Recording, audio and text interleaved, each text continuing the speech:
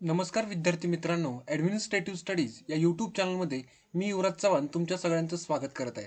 आज आपण या लेक्चरमध्ये राज्यसेवा पूर्व परीक्षा पास होण्यासाठी जो काही सीसॅट नावाचा जो काही महत्त्वाचा विषय आहे, याच्यामध्ये तुम्हाला 150 किंवा 150पेक्षा अधिक गुण कसे मिळवता येतील, यासाठी जी काही एकंदरीत स्ट्रॅटेजी असेल, याच्या संदर्भात आज आपण सविस्तरपणे चर्चा करणार आहोत. तर ठीक आहे, आजच्या लेक्चरमध्ये आपण प्रामुख्यानं तो सीसॅटचा जो काही क्वेश्चन पेपर असतो, ते नेमकं ॲनालिसिस काय असतं, म्हणजे स्पर्धा परीक्षेच्या दृष्टीनं नेमकं ॲनालिसिस आम्हाला कोणतं कामाला येऊ शकतं, तो पहिल्या टप्प्यामध्ये बघू. दुसऱ्या टप्प्यामध्ये जो सीसॅटचा पेपर जवळपास 80 प्रश्नांचा असतो 200 मार्कांसाठी, आणि त्यासाठी वेळ असतो 2 तास. तर बऱ्याचशा विद्यार्थ्यांचं टाइम टाइम मॅनेज होत नाही किंवा टाइम पुरेसा पेपरला मिळत नाही.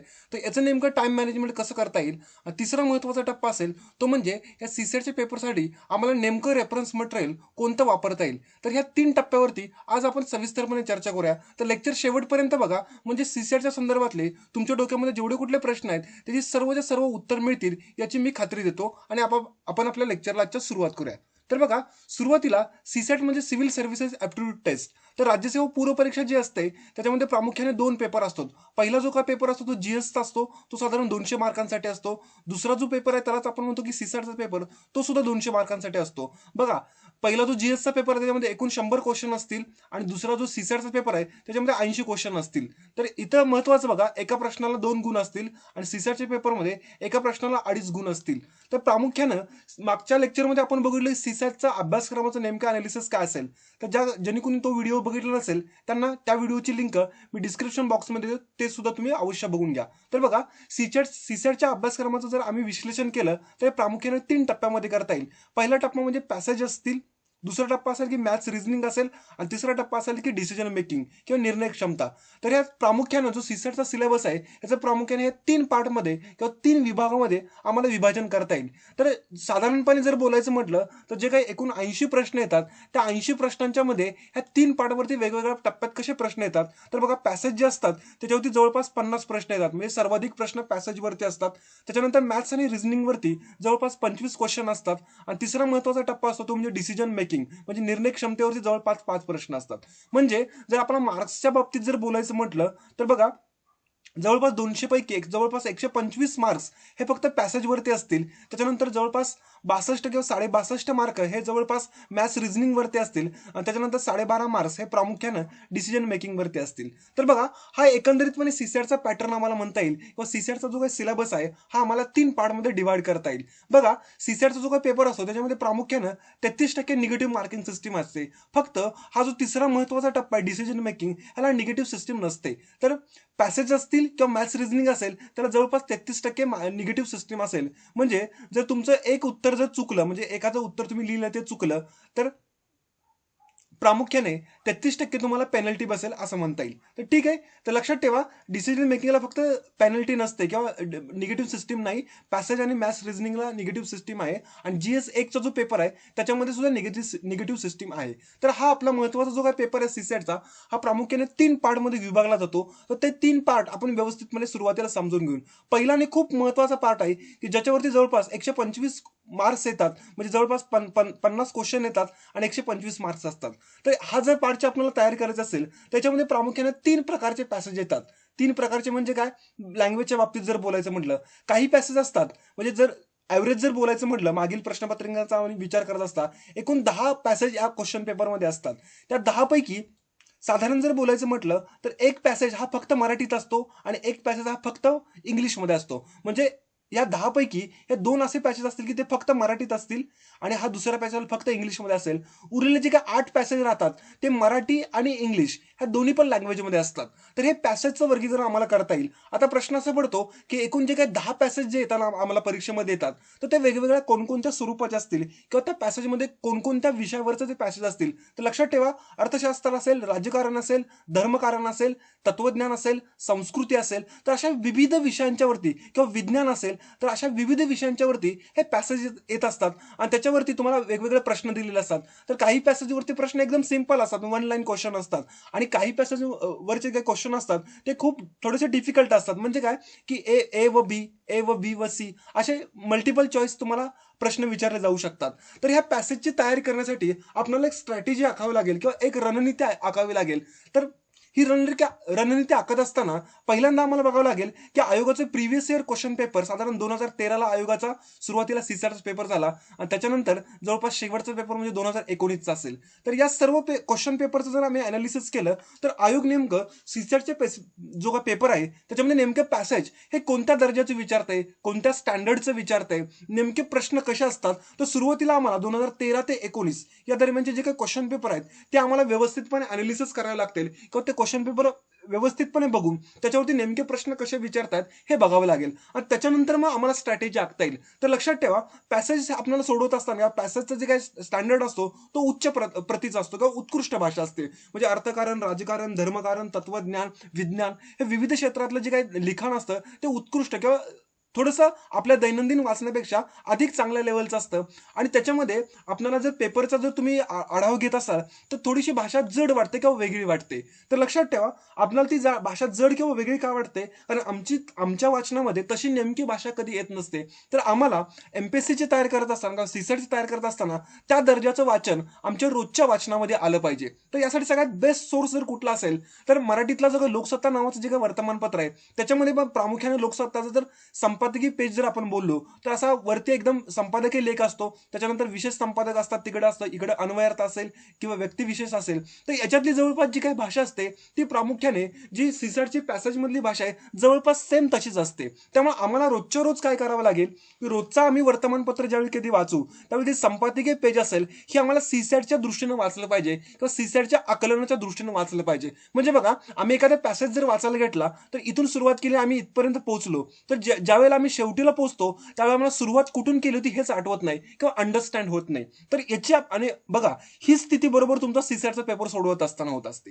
म्हणजे जे विद्यार्थी प्रॅक्टिस करतात त्यांच्या लक्षात येत असेल, जे नवीन विद्यार्थी आहेत त्यांच्या सुद्धा लक्षात येऊन जाईल की आपण एखादं वाचन सुरुवात करतो आणि शेवटीला एखाद्या ठिकाणी पोहोचतो आणि लक्षात येतं की सुरुवातीला काय होतं लक्षातच राहत नाही. तर असं होऊन चालणार नाही, कारण जे काही क्वेश्चन असतात ते एकंदरीत पॅसेजच्या आकलनावरती असतात.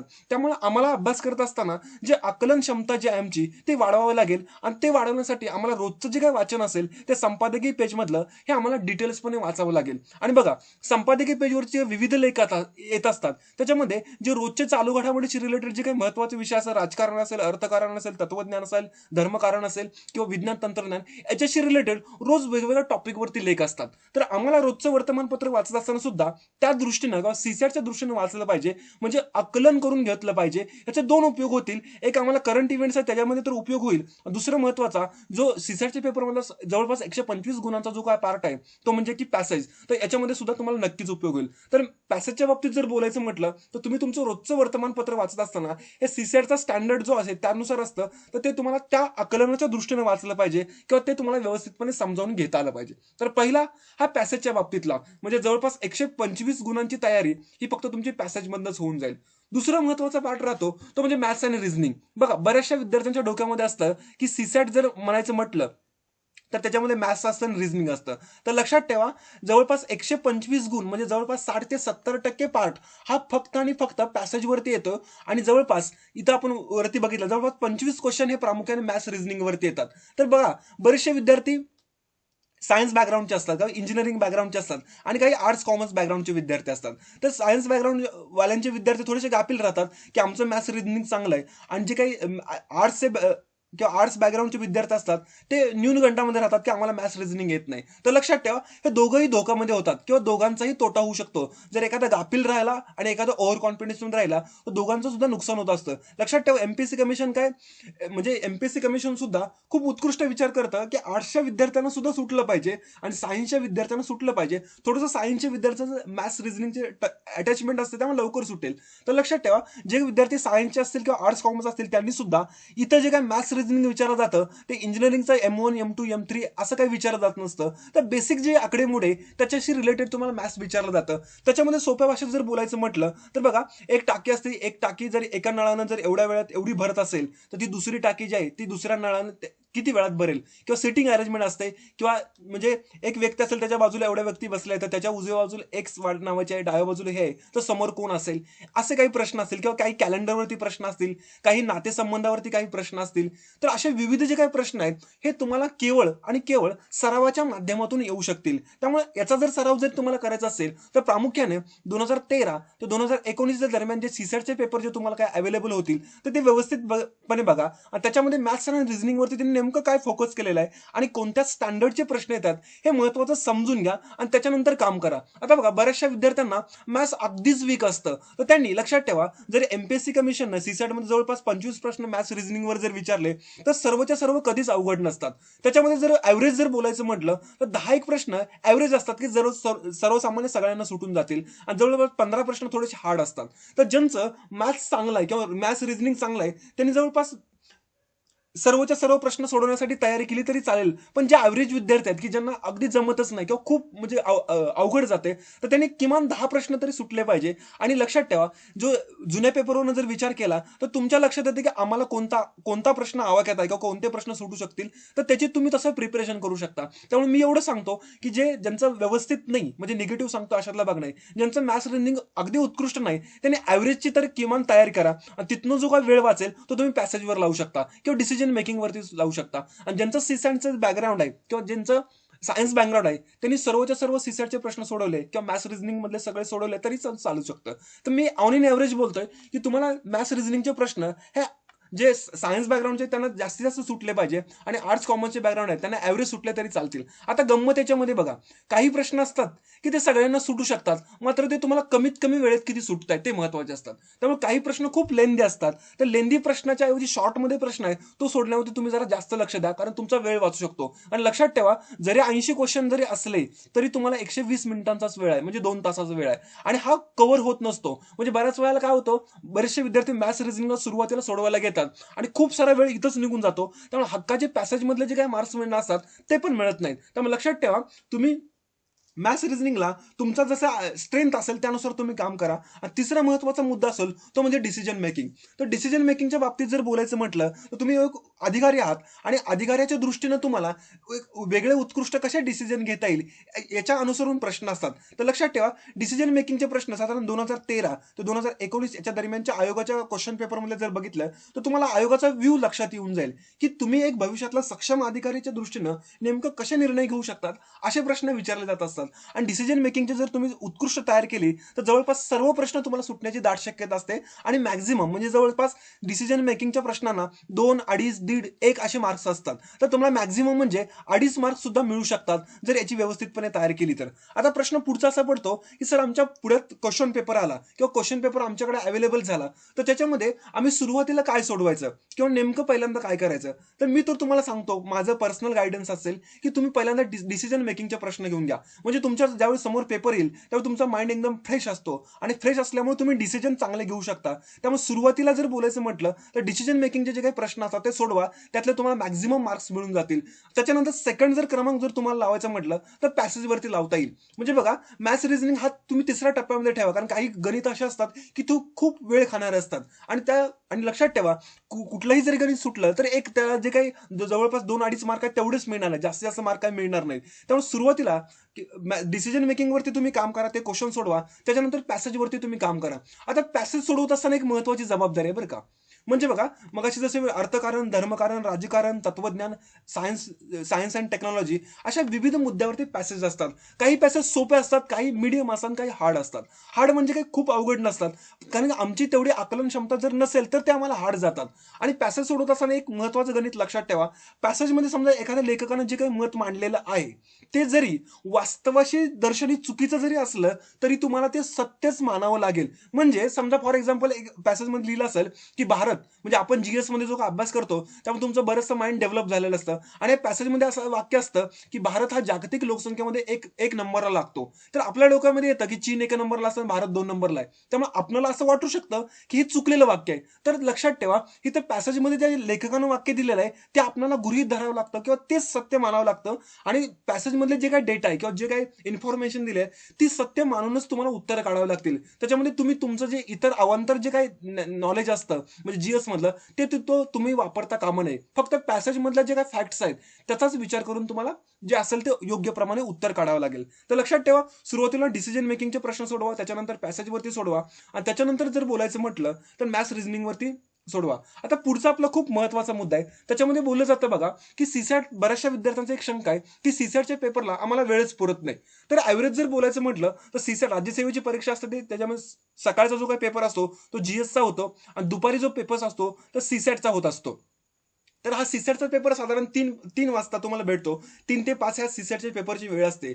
तर ज्यावेळी आमच्या हातामध्ये पेपर येतो त्यावेळी आम्ही जर सुरुवातीला मॅथ्स घेतलं तर किती वेळ जातो निघून, म्हणजे किती वेळ त्या मॅथ्स सोडवण्यामध्ये निघून जातो हे कळत पण नाही. तर प्रामुख्याने मी एक तुम्हाला आयडियल क्रम सांगतो, म्हणजे हाच तुम्ही फॉलो केला पाहिजे असं मी म्हणत नाही, पण एक आयडियल क्रम सांगतो की तो जर तुम्ही फॉलो केला तर तुम्हाला या सीसॅटच्या पेपरमध्ये जास्तीत जास्त मार्क मिळू शकतात. तर लक्षात ठेवा, 3 वाजता जर तुमच्या हातामध्ये पेपर आला तर साधारण जवळपास 10 मिनिटं सुरुवाती जर तुम्ही दिली तर या 10 मिनिटांमध्ये तुम्ही डिसिजन मेकिंगचे प्रश्न तुम्ही सॉल्व्ह करू शकता आणि अगदी व्यवस्थित सॉल्व्ह होऊ शकतात. म्हणजे जवळपास 5 प्रश्न बोलले तर एका प्रश्नाला 2 मिनिटं वेळ येतो. एखादा प्रश्न 1 मिनिटात पण सुटेल, एखादा प्रश्न 3 मिनिटात पण जाईल. ऍव्हरेज बोलायचं म्हटलं तरी 5 प्रश्न तुमचे 10 मिनिटात सुटू शकतात आणि तुम्हाला एकदम चांगली मॅक्झिमम किंवा चांगले मार्क मिळू शकतात.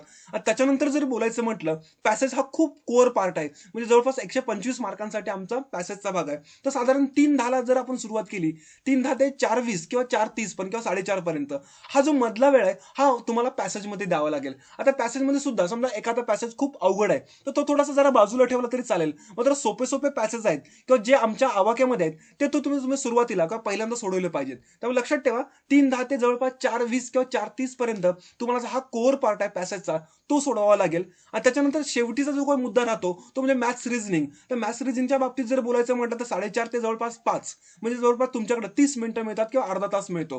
तर याच्यामध्ये ज्यांचं मॅथ्स उत्कृष्ट आहे ते जवळपास 25च्या 25 प्रश्न सोडवू शकतात. पण ज्यांचं ऍव्हरेज मॅथ्स आहे की ठीक आहे म्हणजे ऍव्हरेज सुटतात, म्हणजे जवळपास 10 ते 15 प्रश्न सुटू शकतात, तर त्यांनी ह्या 30 मिनिटांमध्ये 10 ते 15 प्रश्न जर व्यवस्थित सोडवले तरी सुद्धा तुम्हाला चांगले मार्क मिळू शकतात. म्हणजे एकंदरीतपणे जर आपल्याला बोलायचं म्हटलं तर सुरुवातीला क्वेश्चन पेपरचं हे अनालिसिस आपल्याला समजून घ्यावं लागेल आणि अनालिसिस संपल्यानंतर पॅसेजवरती प्रश्न किती असतात, मॅथ्स रिझनिंग वरती किती असतात, डिसिजन मेकिंग वरती किती असतात आणि त्याच्यानंतर आम्हाला थोडंसं टाइम मॅनेजमेंट करावं लागेल. हे तुम्हाला मी आयडियल टाइम मॅनेजमेंट सांगितलंय, हेच फॉलो केलं पाहिजे असं कंपल्सरी नाही, पण हे जर फॉलो केलं तर तुम्हाला त्याचा निश्चितच उपयोग होऊ शकतो असं म्हटलं जाईल.